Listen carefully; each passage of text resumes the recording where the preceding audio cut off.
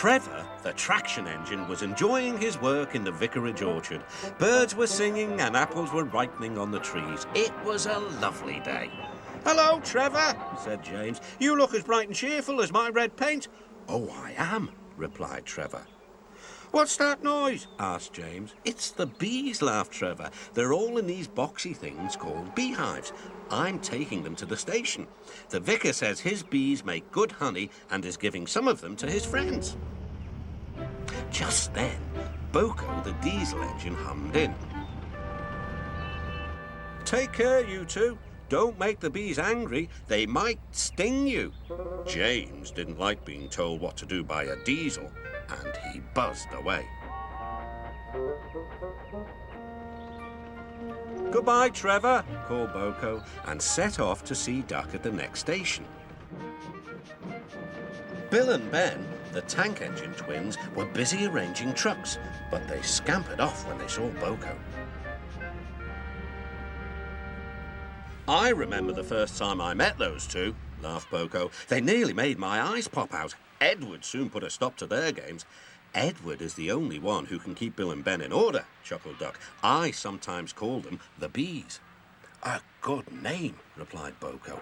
"They're terrors when they start buzzing around." James bustled in. "What's that, Duck?" he snorted. "Are you afraid of bees? They're only insects after all, so don't let that buzzbox diesel tell you different." "His name is Boko, and he didn't "I wouldn't care," interrupted James. "If hundreds were swarming around, I'd just blow smoke and make them buzz off." "Buzz, buzz, buzz," retorted Duck. The next morning, James arrived at the station to collect his coaches. The passengers were excited and keen to get on board. The platform was crowded, and the porter was in a hurry. "Mind your backs," he shouted. Then there was trouble. The beehive fell and broke open. The station cleared like magic. James heard a familiar buzzing. The bees were too cold to be cross, so they buzzed around the fireman hoping he'd mend their hive, but he didn't understand, nor did his driver.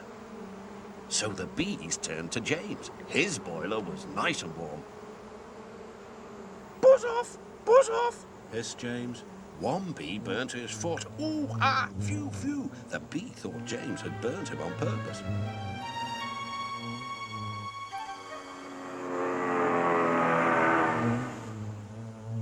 So it stung James right back on the nose.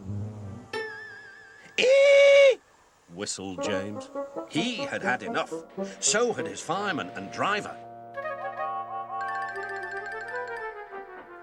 They didn't notice till too late that they had left all their coaches behind. They tried everything to get rid of the bees. First, they spun on the turntable, to no avail. They tried washing them off, but the bees clung harder to James's warm boiler. Then they tried smoking them off by going through a long tunnel. But still the bees wouldn't go away. "It's no good, James," said his driver.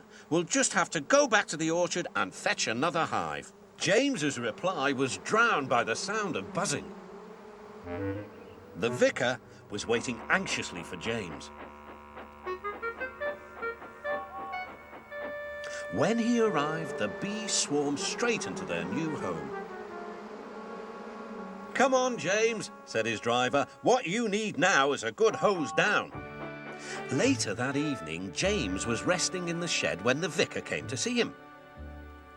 "Thank you for saving my bees," he said. "It's a pity it's not Christmas, then we could call you James the Red-Nosed Engine." Everyone laughed, even James, but instead they decided to call James the Bee's Knees, which means they thought he was more useful than ever.